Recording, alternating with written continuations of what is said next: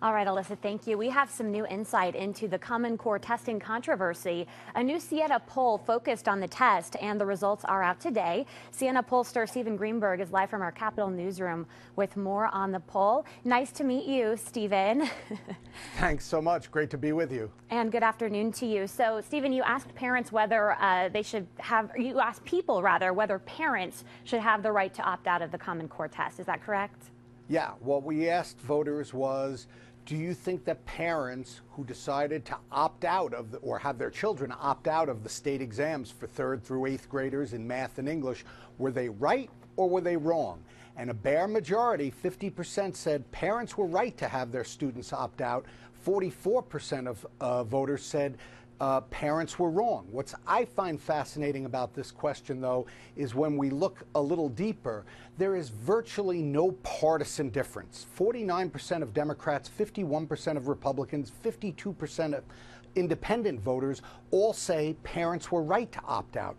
Where we see the biggest difference is between New York City voters who overwhelmingly think parents were wrong versus upstate voters who think overwhelmingly that parents were right to have their students opt out.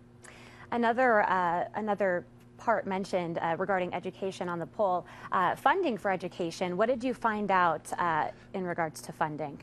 Well, what we told voters that there was a 6% increase in state aid to education this year in the budget. The state now spends $23.5 billion a year on aid to education.